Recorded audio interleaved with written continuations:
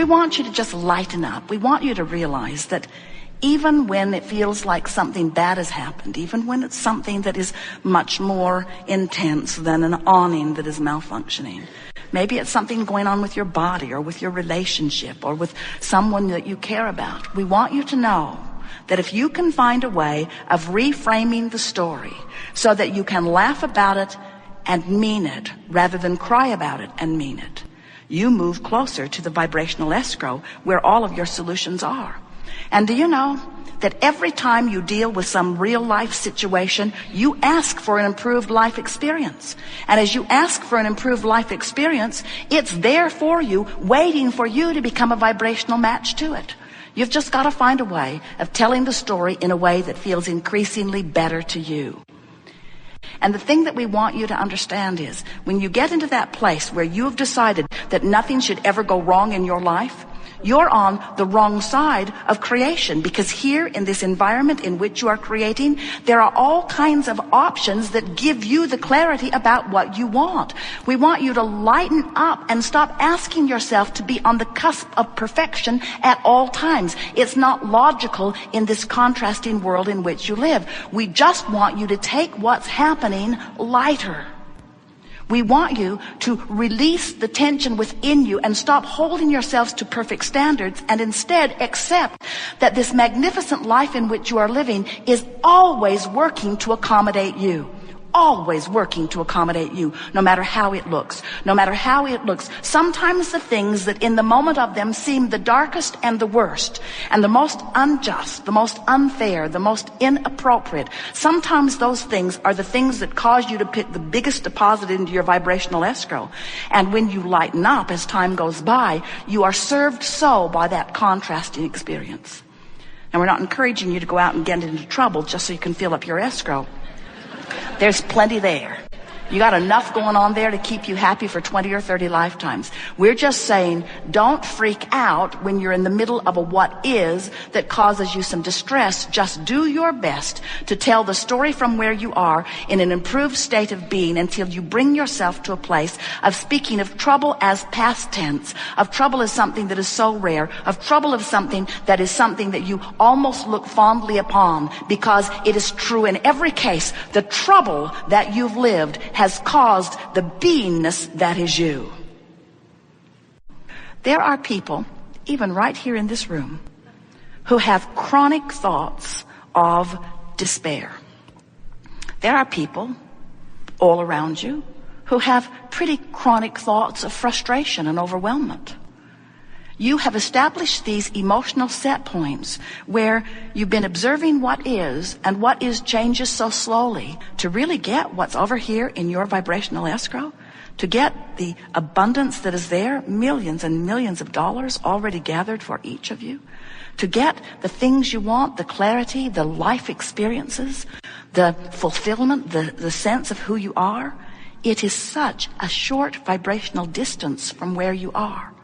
But you've got to start telling the story of your life in new terms. You cannot continue to explain what is and move to a whole new place. As you explain what is, you hold yourself apart from what has become on all of those subjects. Jerry and Esther, because they move about in their monster bus, and because it is a monster machine with so many moving parts, it gives them so much opportunity to observe what is. And it gives them so much opportunity to observe what is and explain it to others in very comical fashion. In other words, when the giant awning that is the full length of the bus goes out and then goes crazy and binds itself all up, and then the bus can't be driven because the awning isn't in, it seems like a story worth telling. When people from all around the campground come and look, first of all, they've never seen such a beautiful machine. And they're mumbling in the background, "Do you know how much that cost? Do you know how much that cost? Do you know how much that cost?" And then when they see something that cost about as much as all the other things in the campground put together, when they see it malfunction, there is a great cry of delight from the crowd. The little boy, he's 10, he says, "Gee, lady, seems like something that expensive ought to work."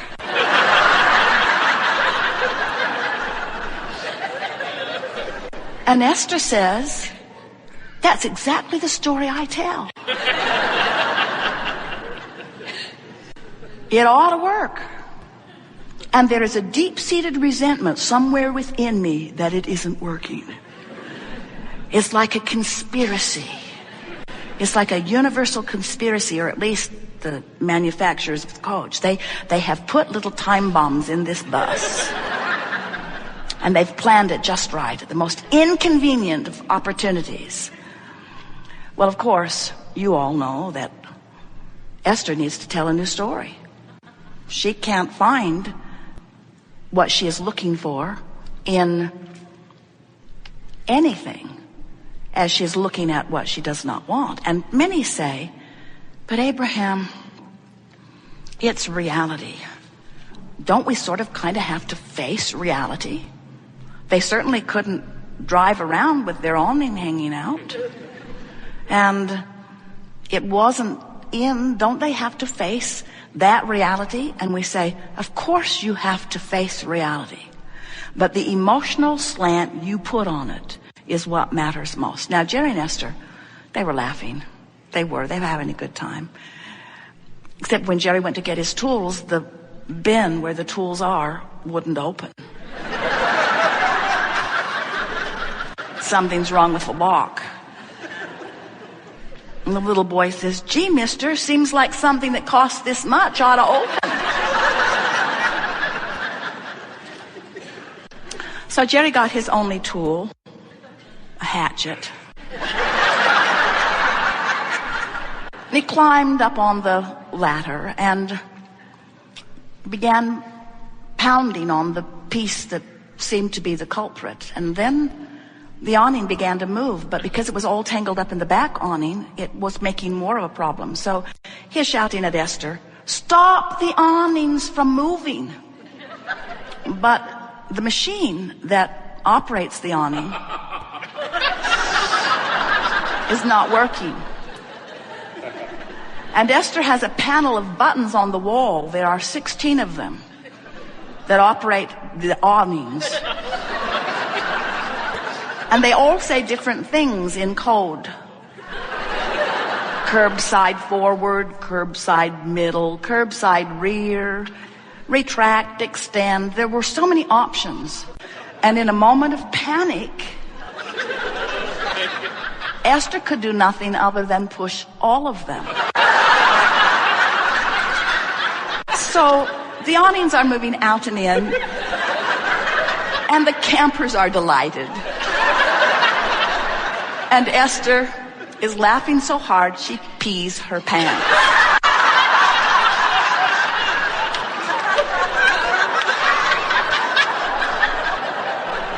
The irony of all of this, it's like the universe is saying to them, "You have brought yourself to such huge creation, such fast motion, and such big monster machine.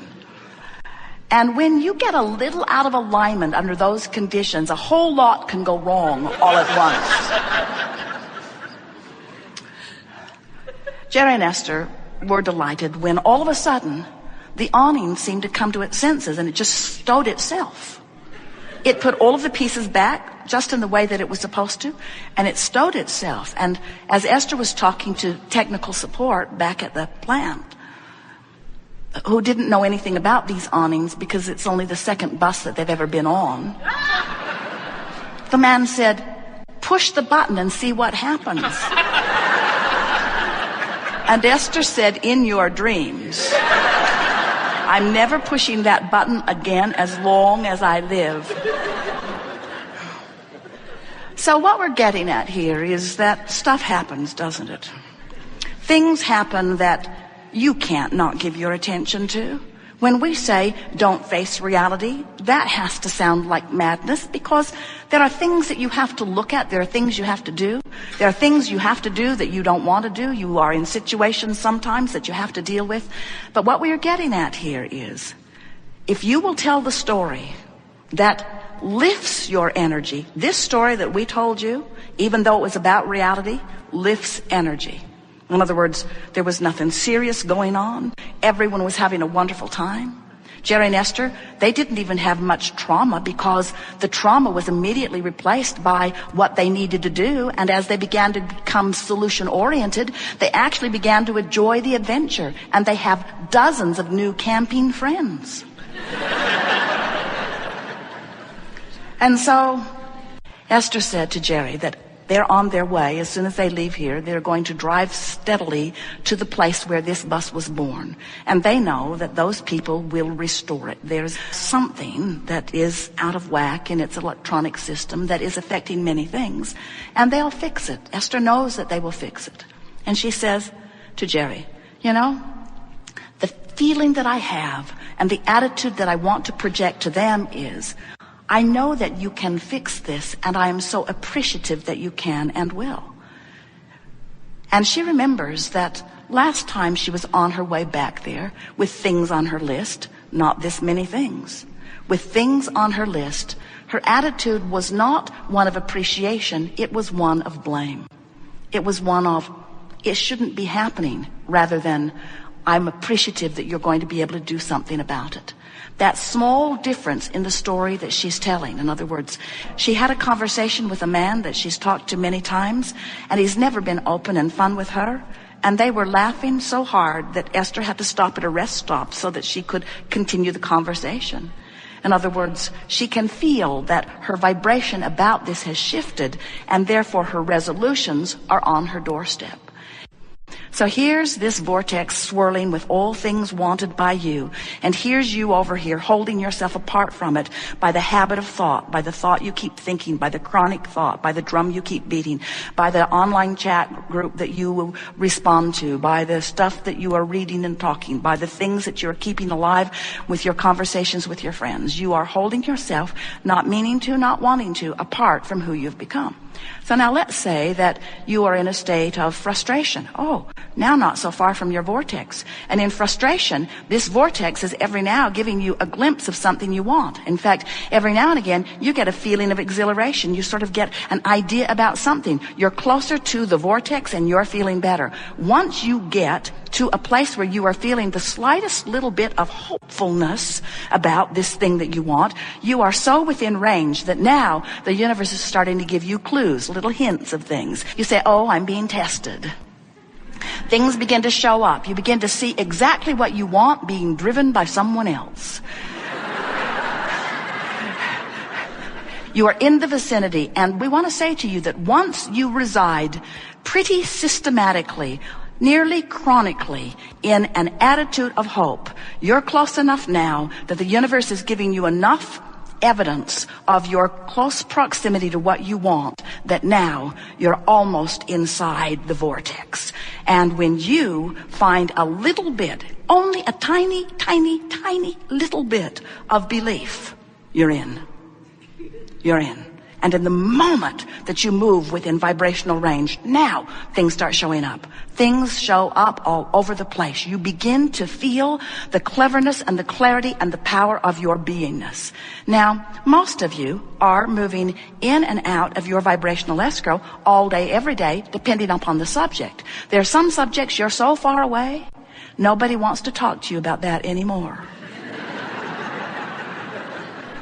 You know those subjects. You have friends that have them, that issue they've got.